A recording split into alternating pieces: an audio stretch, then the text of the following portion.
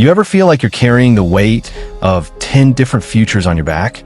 Like your mind is playing a horror movie on loop, and you're both the actor and the helpless audience? You've done everything right. You've shown up. You've worked hard. You try to hold it all together, and yet your mind still spirals. What if I fail? What if they leave?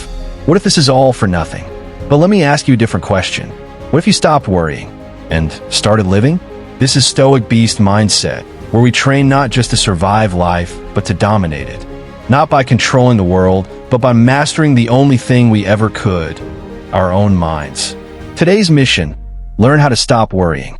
Not temporarily, not by numbing out, but by stepping into a philosophy forged in fire, tested in war, and practiced by emperors and slaves alike. Worry is a liar. It convinces you that you're doing something when you're really doing nothing. It gives the illusion of preparation, but creates paralysis. Worry is your mind stuck in the future, trying to fix things that haven't even happened and might never happen. Epictetus said, "Some things are up to us, and some things are not." That one line is the foundation of peace. There are only two buckets in life: the things you can control, the things you can't. What you can control: your actions, your thoughts, your perspective. What you can't: other people, the past, random outcomes, weather, politics, death. But most people live like this is reversed. They obsess over how others treat them, freak out about tomorrow, rehearse failures that haven't happened. Worry is your brain begging for certainty in a world that guarantees none.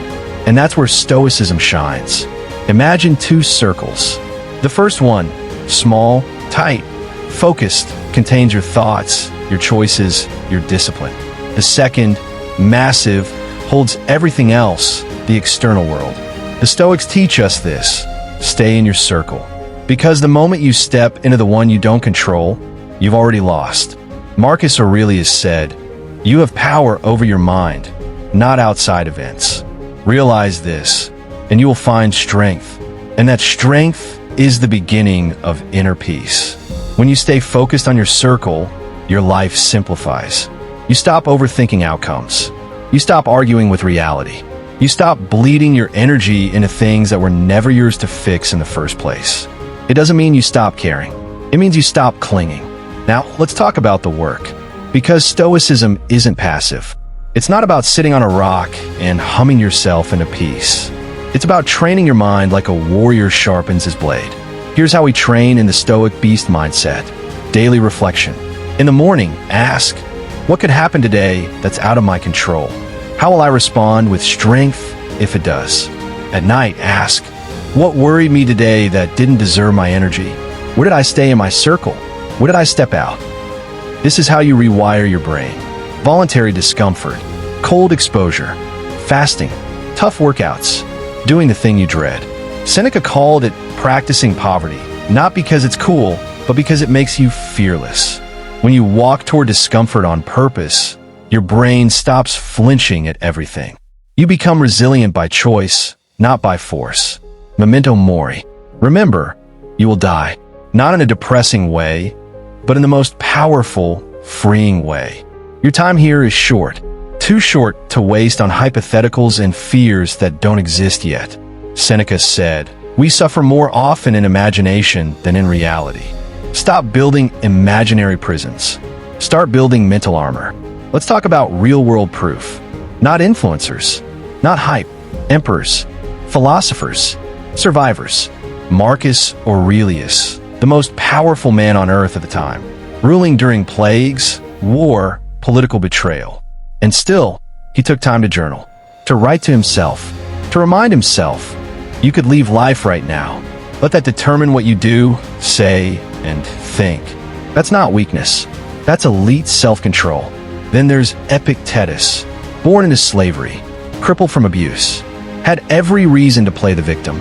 But what did he say? It's not what happens to you, but how you respond that matters. He didn't choose his chains, but he chose his mindset.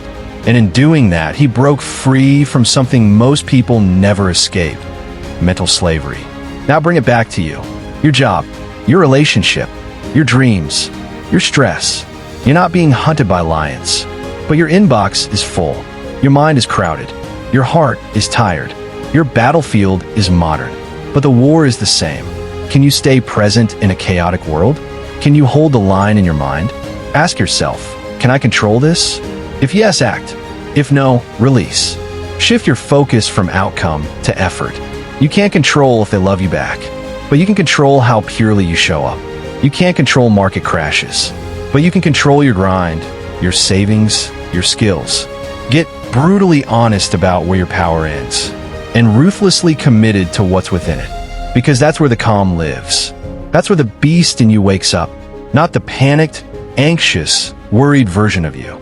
The clear-minded, deliberate, unfazed version. That's your power. You weren't built to worry. You weren't built to live in fear. You were built to move, to act, to endure, to lead. So stop wasting your power imagining what might go wrong, and start pouring that power into what you can make go right. The Stoics didn't wish for calm seas. They trained for the storm, and when it hit, they smiled, because they were ready. You're not your thoughts. You're not your fears. You're not your worst-case scenarios. You are the one who chooses the response, the one who breathes instead of breaks, the one who leads with courage, not panic. So from today forward, let this be your practice. Control what you can. Let go of what you can't. Live now. And let the rest burn. This is Stoic Beast Mindset. We don't chase comfort. We don't fear adversity. We master our minds. We live with intention. And we train for life. Subscribe if you're ready to become mentally untouchable. Reflect deeply. Act deliberately. And above all, stay beastly. Stay grounded. Stay stoic.